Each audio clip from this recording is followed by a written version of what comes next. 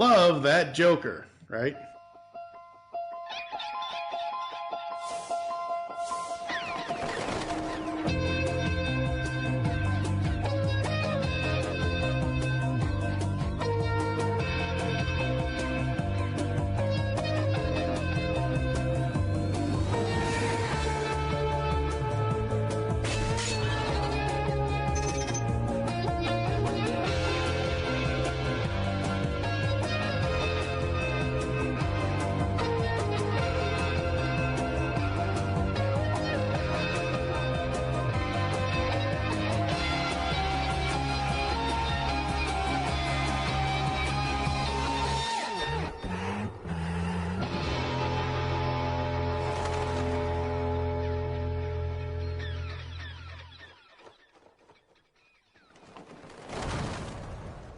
So, Legends of the Dark Knight is back. For how long? That Yes. remains to be seen. But we are covering The Batman. Yes, and we're covering the Batman Season 1. This will be a Legends of the Dark Knight episode, but it'll also be syndicated over on Tooncast Beyond. And at Tooncast Beyond, for those of you who have been listening for the past year or so, I have redone it where we talk about cartoon shows in season format instead of episode by episode. And for Legends of the Dark Knight, we're hoping to get to episode number 50 to cap off the show. Our goal here now is to cover any and all aspects of Batman in other media, so not comics, but TV, other animation, other cartoons, and films as well. I'm, of course, TF2 and Mike, joined with Steve Megatron. As always. As always, yes, that's right. As opposed to not being Steve Megatron.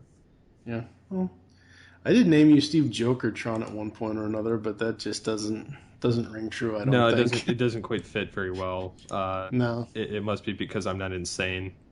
Not yet. Well, I'm not... if I had to be a Joker, it would be Mark Hamill Joker, not Kevin Michael Richardson Joker. Not that there's anything wrong with that Joker, that one's a little too batty for me. Oh, that was a terrible pun. That was a bad joke. Alright, so The Batman Season 1. The Batman was started up in 2004, I believe. And a lot of people don't like this version. Which is funny because I kind of wrote it off originally. Right. More so out of the fact that I didn't really want to watch it. And there was really no reason why not to watch it. Other than the fact that I just, I just didn't want to watch another Batman show. And because to me, the BTAS, DCAU is reigns supreme and always will be. Even in everything I've seen since. So I have seen Brave and the Bold, like a couple seasons of that. It's not too bad. I mean, we'll eventually get to that. I've watched Beware the Batman, which I really enjoyed. There's aspects of each one that makes them unique and good in their own right. And saying that, I definitely have a new appreciation for the show. Yeah, and that's the thing. It's like we've been obsessed for years now with DCAU and all the awesomeness that is the DC animated universe by Bruce Timm and James Tucker and Alan Burnett and all that stuff. And at this point, I was, we've been toying with the notion of bringing Legends back for, I don't know, about a year or so now at this point. And just one afternoon, I sat down and I figured, okay, what can we do that is still all about Batman that doesn't lock us into having to do what we've already done in the past 40 episodes.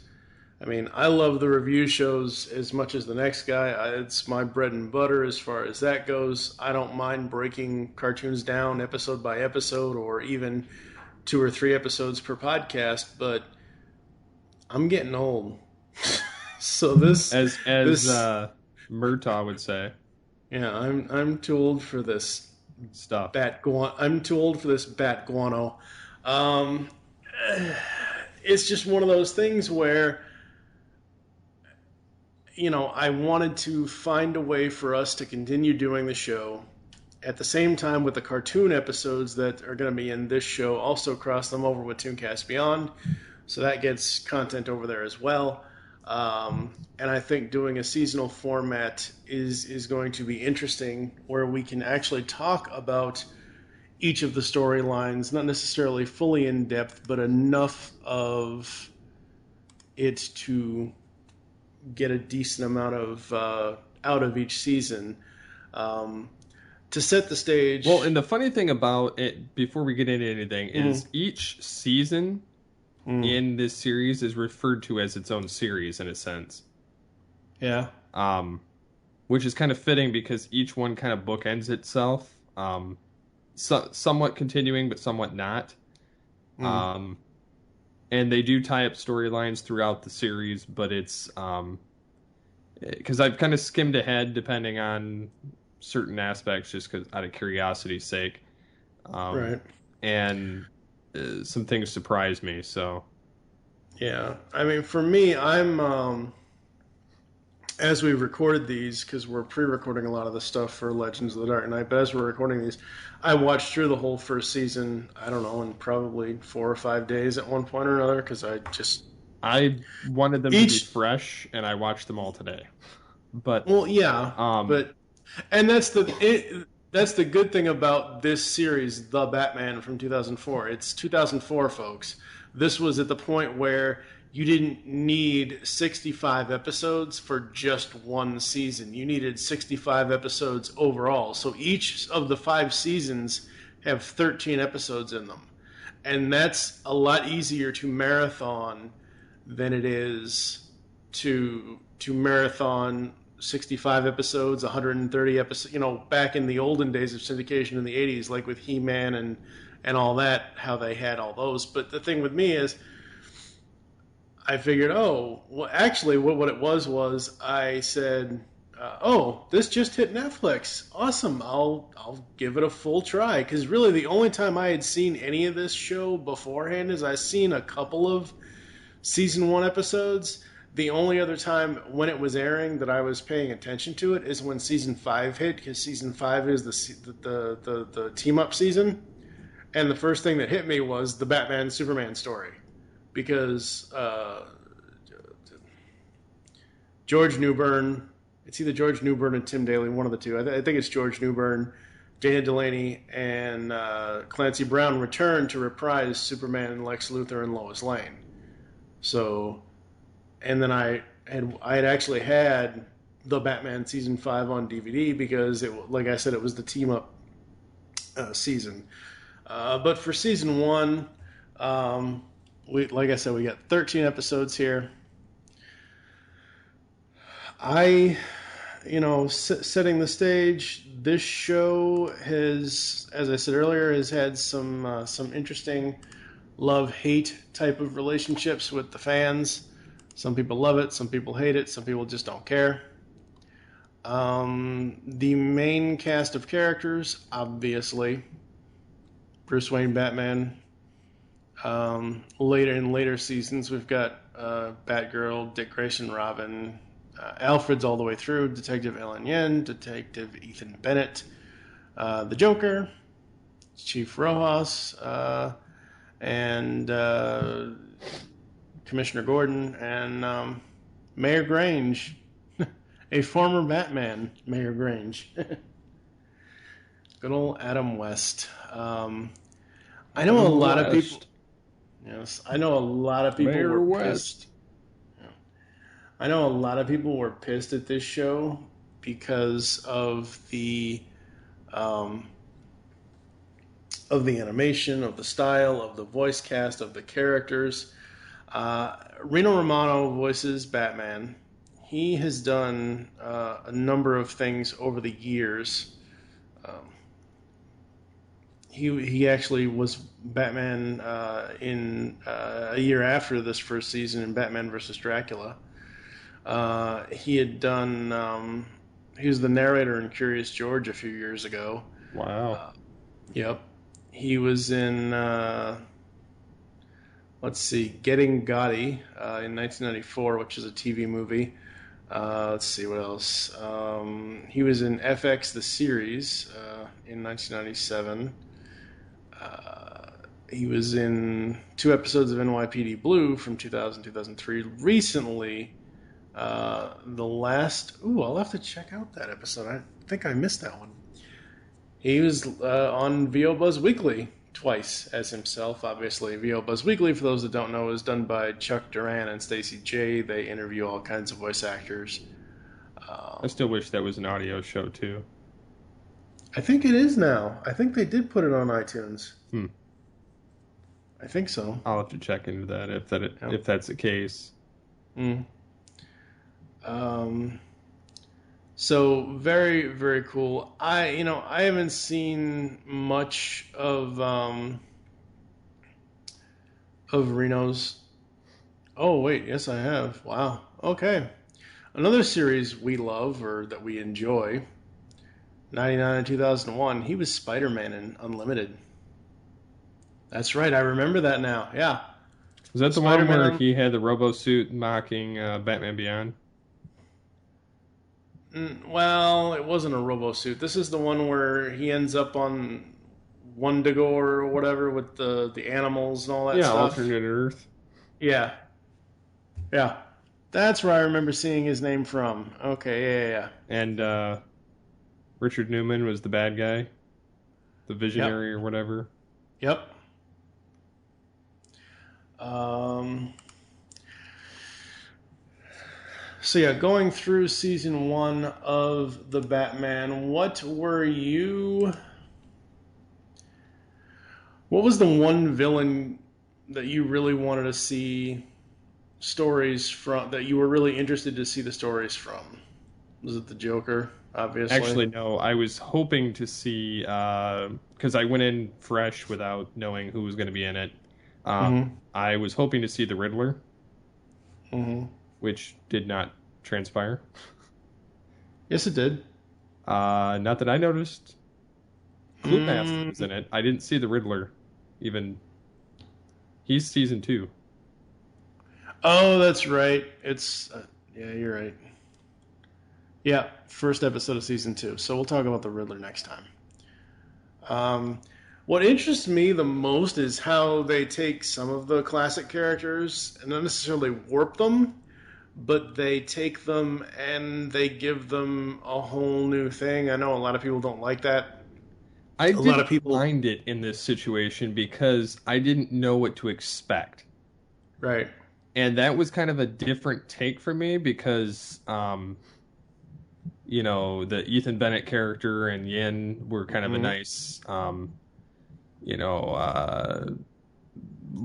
basically like Law and Order type characters that were, one was skeptical and one was friends with Bruce Wayne. So it was kind of a nice thing there. And then, you had the new Clayface. You had the new, kind of Joker, new Mr. Freeze, new, Man Bat. You had Cluemaster, which I'd never heard of prior to this. Ventriloquist and Scarface. I'm sorry, I don't care for those characters at all. Yeah, I didn't mind Cluemaster because it kind of gave me like a Riddler vibe to it. Although it was like, it kind of gave me, and I forget what his name is, but he was in the Arkham games, and he was all about Calendar Man. Kind of gave me a vibe between Calendar Man and the Riddler mixed, and that's what you get as Cluemaster. right. But I didn't mind the rest of them. I think the Mr. Freeze and the Cluemaster and the the Penguin and um, Joker and Clayface were probably the best villains for me this season. Yep. Um, yeah, you know who Freeze is done by in this Clancy series, Brown. don't you? Yep. Yeah, I noticed that before I even read into it, just because I heard it. Yep. I like that they made him like a jewel thief. Well, that was part of his original, like They did the Nora Freeze. before Paul Dini got his hands on him and turned him into an emotionally charged character in the comics, as far as I know, and people can. I'm not looking at this specifically, but as far as I remember from various DVD features from the DCAU days, they basically said, "Oh, in the comics, he used to just be a jewel thief. That's all he was. There wasn't anything to him." So yeah, with this they kind of worked everything in where they kind of took the jewel thief stuff back and they did a flip on Batman '89. Well, because also they had because Mister Freeze was like a jewel thief, but he also was playing with Mm. like freezing and cryogenics in the '66 show. Yeah. Yep. Why don't they have Eggman and King Tut? Please no, we do not need Egghead and King Tut. Please don't even. We'll talk about those villains at a later date, I think later that'd be episode. awesome. No. No, no. We don't need Egghead and King Tut in this series. Um, as the season progresses, we get Firefly in one episode, and then later we get Firefly and Mister Freeze teaming up with each other, which is kind of interesting and cool. Firefly is Jason Marsden. I've met him in person. Yes, you Super have. nice guy. Oh yeah, he is. He's awesome. Um,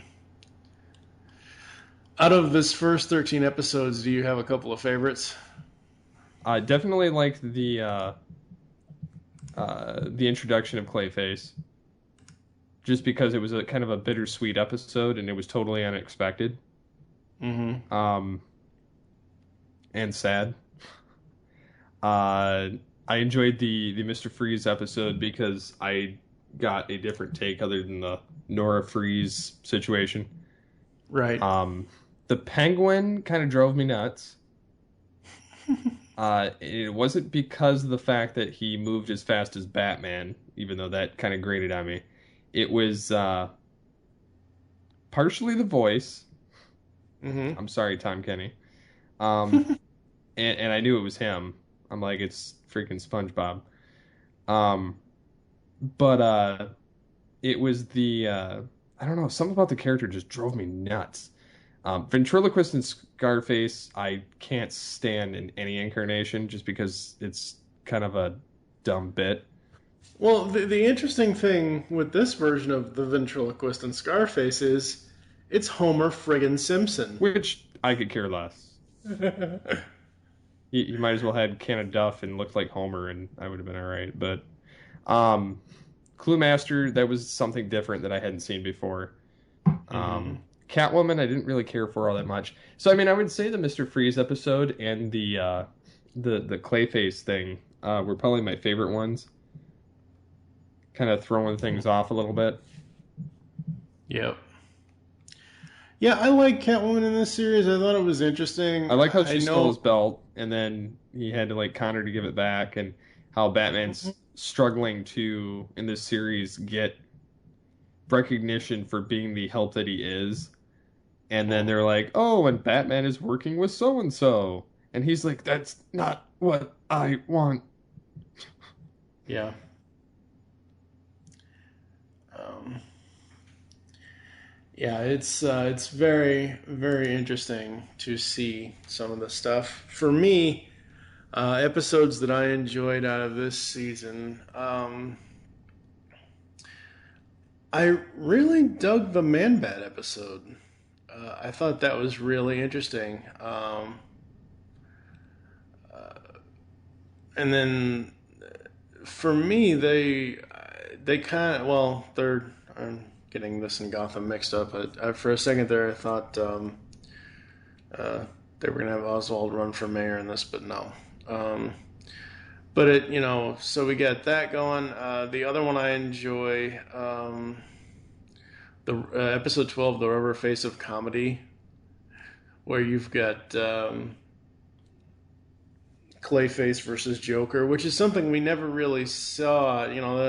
The final two episodes of season one, the rubber face of comedy and the Clayface of tragedy, it's essentially a two-parter. Mm-hmm.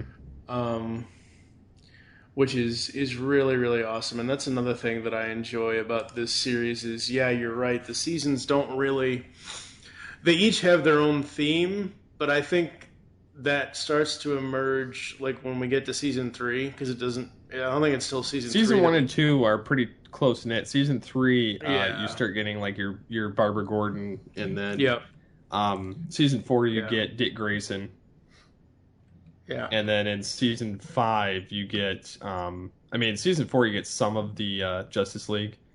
Yeah, season four is. I know this just from watching season five. Season four is that big alien invasion thing, which you get John Jones. In season five, yeah, you get Superman voiced by his original voice actor. yeah, And then along with the rest of the Justice Leaguers, kind yeah. of showing up.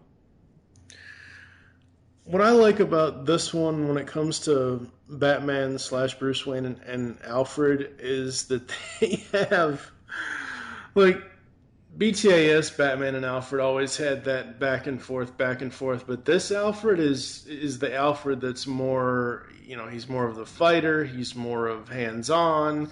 He's like if you mix the Beware the Batman Alfred with the BTAS. Yeah. Almost kind of like the Alfred from Gotham. Yeah, kind of. The only, and I know this is blasphemy coming from me since I always love the gadgets and the vehicles and everything else. The only thing that bugs me about this show now, going back and watching it, at least the first two seasons, I don't know if I don't remember if it changes season 3 to season 5. I can't stand the design of the Batmobile. Yeah, they change it later. Thank God. I think it's season 3 they change it because I Mm-hmm. think something happens to it. Yeah, it probably blows up. I think or it gets something. blown up just like they did with the animated series. Yeah. They'll blow up a Batmobile once in a while. I mean, Mm-hmm. Yeah, I mean, that was just one thing that I just like. It just doesn't. It's too bulky. The car itself, while it looks cool and everything else, it's just when it's sitting still and not moving, it just looks too bulky. It's not to me. It's not streamlined at all. And I know that's silly to even say, but it's just the way I feel about it. Like you're saying with the Clue Master and Firefly and Catwoman and I all mean, that. I enjoyed a lot of their designs, like a lot of their Yeah. redesigns in terms of the tone of the costume and Mm. um, the aspects of them, themselves. Mm. But a lot of the greatness of this was just seeing the newer incarnations of things that happen to people in Batman's life, as opposed to what normally happens. And the other thing, getting back to Penguin really quick, is that Penguin, the writers here are kind of working into other Bat mythology with like the whole Waynes, Kanes, Cobblepots, the whole Gotham family aspect. Because the whole when the Penguins first introduced, in this show, turns out that the Pennyworths used to buttle for the Cobblepots way back when, because they had the whole storyline with Alfred versus Penguin and all that, which I really dug again because it's one of those things where Alfred is getting to do stuff, not just sit in the cave at the computer or just dust off the knickknacks in Wayne Manor. So I thought that was really cool. Joker, it depends on what he's doing. His first appearance, I was like, okay, it's Joker with I long still enjoy how sleeves. Clayface screwed Joker over. Like, and his Oh guys were yeah. talking, and he's like, "You guys talk?" It's like Yeah. I've never heard you talk before. Yeah. Have you met Punch and Judy? it's just it's just so funny. Uh, um, but yeah, Joker.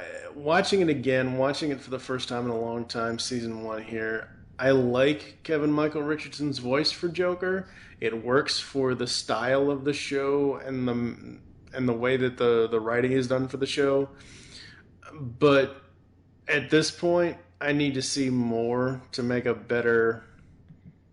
Like, this first season with the Joker is really cool because, again, you have him affecting another major character that turns into another major. I almost said Bond villain. Wow, Bat villain in Clayface, and I think that is a But he's really cool not story. really a villain. Well, This one, right? No, no, no. What I said was you have Joker affecting another major character in this series, essentially turning him into a classic Bat villain, except it's a different. Yeah, you're right.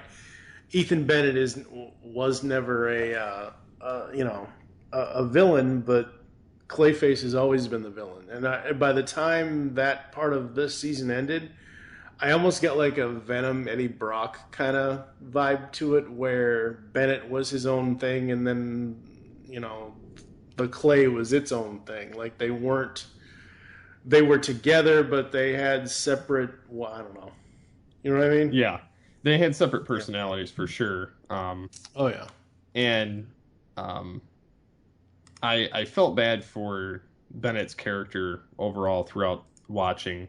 Oh, absolutely. Yeah. And it just kind of sucked overall for his character because he truthfully was trying to use what he'd been screwed with um, and turn it into this kind of blessing in a sense, um, even though it didn't work out for him. Which then later, you know, things will happen in a later season Mm-hmm. with that character Yep. as far as redeeming him. I don't know if Now, you. do you? I skipped ahead so I could see what happens. Yeah, I'm still watching through, so I'm Because on Basil season. Carlo, Mm-hmm. the actual Clayface, Oh, comes. Oh, shows yeah, I up, remember. Yeah, I remember that and now. he's a total d bag. So it's very much deserved, and then you get the tale of two Clayface. So it's very fun episode. One of my favorite things of this season was the Arctic bat suit. Yes, that was I cool. love that suit. And then he's just like, because the first time he got hypothermia, and then second time he's like, Alfred's like, I've weatherproofed the bat suit. And then I was like, that's so much less bulky than the one that he had in the Arkham games. Now, granted, I Mm-hmm. love the Arkham game one because it's like a robo suit, Mm. much like Freeze's, but it's a thaw suit. But I loved the gauntlets, how they could turn to like a defroster. Right. And then the rest of the suit was all like white. So it was almost like a White Lantern Batman. Yeah. The whole Arctic suit was so great. I thought that was so fun. And again, it shows off how he can adjust to Different um, situations. exactly. Um, Absolutely love that. I can't wait to see what happens in later seasons, whether he gets another suit that he uses, because I've only ever I, seen the one. yeah, I don't remember off the top of my head. He might get other suits, and he's used other gadgets in this first season. He's used like Remote the control batarang, the remote control batarang. With Firefly, he used the remote control, not remote control, but the jetpack Batwing thing on his back which he instead used of that it. against Man-Bat too, Yep, yep. which was an interesting twist how they did that, because he's like, "Oh, I'm trying to make something for my niece who can't hear," and then Yeah. Bruce finds out that he's full of crap, and then he's Mm-hmm. like, "No, I have to be like the Batman." Yeah. I like this. I like the original Kurt Langstrom from BTAS and all that. I think that's a cool story, especially what Kyle Higgins did with him in the Batman Beyond DC animated comics from DC. I thought that was cool. But this Man Bat, because he's not okay, yeah, he essentially makes up the lie about his niece, but he's not saddled with a wife, and his wife doesn't become a woman bat and all this and everything else, and I really did dig this version of Kirk Langstrom, and normally I am not a fan of the Man Bat character. I'm not either. This one was actually halfway decent, though. Mm-hmm. Absolutely. I can't wait to see if we see more of Freeze. I'm sure we'll see more of him in future seasons. I thought, I mean, hell, it's Clancy Brown as Freeze, and as I said earlier, they essentially took Batman '89 and flipped it because instead of Batman telling the Joker, "You made me first," you got Freeze here basically saying to Batman, "Well, you're the one that did this to me." Yep. And we get that whole storyline, which is really, really cool. And that was fun. One of the other notable things is by the end of the season, Yin finally trusts Batman and allies with him. Well, he finally trusts her. Well, they both trust each other. Yeah. She kind of lets him go a lot. Well, I mean, yeah, she's going to need some sort of partner because now that Bennett's off, dripping down a drain, she's got to figure out something. And I just love their interactions. I thought the way that they interact, with her at first being completely against him, and then her just, him slowly letting her in, and then working together. I just absolutely love that. And I know later because I've seen the cast list, so I know Commissioner Gordon shows up, but what I like about this series is that you're relying on, at first, Bennett and Yen, and to a lesser extent, Chief Rojas. But you're not giving us the standard Commissioner Gordon, Chief O'Hara, yada, yada, yada. I wonder whatever happened to Chief O'Hara. You mean the actual guy or the character? Character. Okay, yeah, I'm not sure. Because they never reused him after that. And then we got Harvey Bullock, which basically replaced him. Yeah. But what I'm saying is with whole Bennett and Yen thing, I think that was really cool. And now obviously at this point, at the end of the season, we have Yin and Batman working together, which is very, very cool, and it gives a fresh new outlook on how Batman can work with the police, and I thought that was really awesome. Which it takes a new police chief to okay him. Yeah. Other things with season 1 here that I enjoyed. I know, again, everyone says, "Oh, the animation, blah, blah, blah." The animation is not that bad. I know everyone, because it's kind of the same creators that did Jackie Chan Adventures. I know a lot of people compare it to that. I could see it. It is pretty close to that. I mean, it is, but I've only ever seen like 4 episodes of Jackie Chan Adventures, so I don't really remember. I mean, and that was years and years ago when it was originally airing. But going back and seeing this now, comparing to all the other various DC animation over the years that I've seen, I really dig this. I think it's really cool. I love how they essentially make his cape its own character at times. Where, he's always, flinging stuff out of it or wrapping it around himself or whatever. I just think that's really cool. Those batarangs look amazing. Only thing I'm not too thrilled about, besides, as I already mentioned, the Batmobile, Batwave.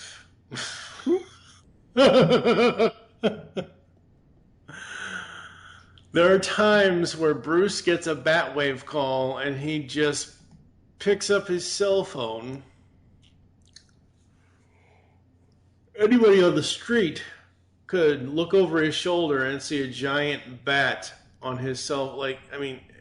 I know it's a secret identity and all that, folks, but I mean, come on.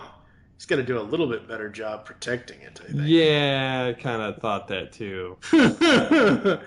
I mean, I could see if, he's in Wayne Enterprises or Wayne Industries or whatever they call it in this series. I could see if he's at his company in his office and he has to use the super secret bat tunnel thing under his desk. Like, I could see that getting a bat wave while he's sitting in his office by himself.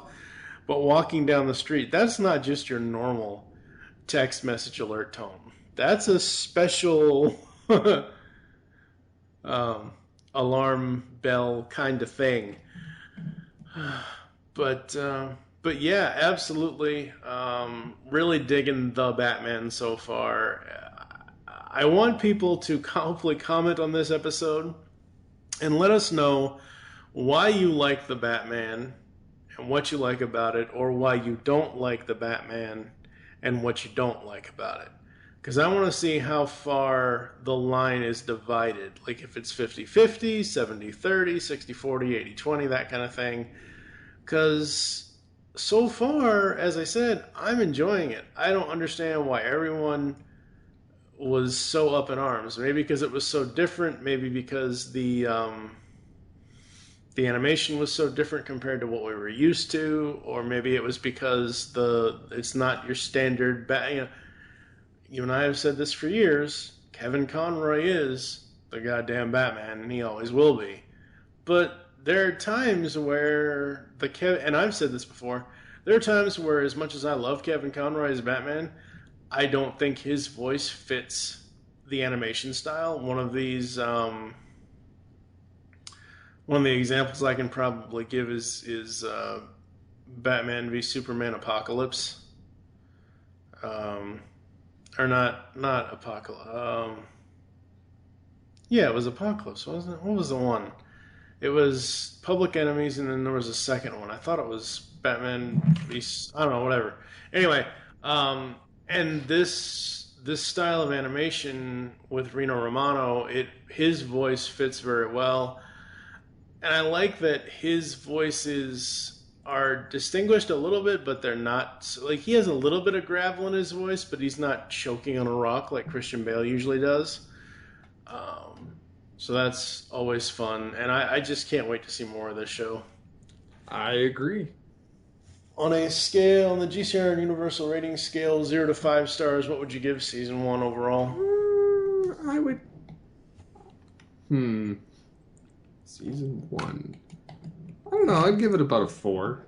I mean, I've found that I enjoyed, 85% of it. Mm-hmm. I'm also going to give it a 4. The storytelling is unique, interesting, takes a few liberties, but that's okay. Every show is allowed to do that to bring in a new audience. And that was the other thing is, at this point, 2004, we still have 2 years of Justice League kind of left over. And when this started, and, you got to figure out something to do with Batman at the time. And hey, if you can make your mark, I mean, everybody else has made their mark on Batman. Why not have these guys do it? So as I said, I'm also going to give this a 4. Right now, folks, you can check out The Batman, all 5 seasons on Netflix. It just got added, by the time this goes live, it'll have been on there a while. But that's the best place to check it out for now. We're going to take a quick break and come back after this.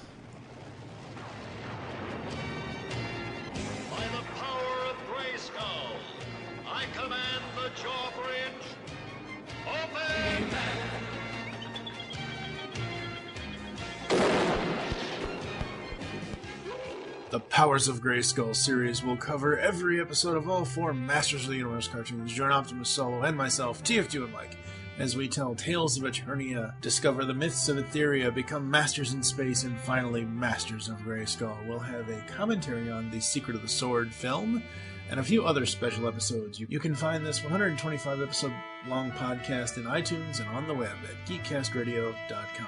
By the power and honor of Grayskull, we all have the power. Hurry, Skeletor, hurry! I am hurrying, I'm hurrying! Well, folks, I said we'd be right back, but apparently not. Apparently the Joker stole the Batmobile and he got away, and episode 41 of Legends of the Dark Knight. While complete, the outro is missing. So, tune in next time here on Legends of the Dark Knight to hear Steve, Megatron, and I talk about more Batman cartoons. Yay! Unleash the geek in you and visit geekcastradio.com.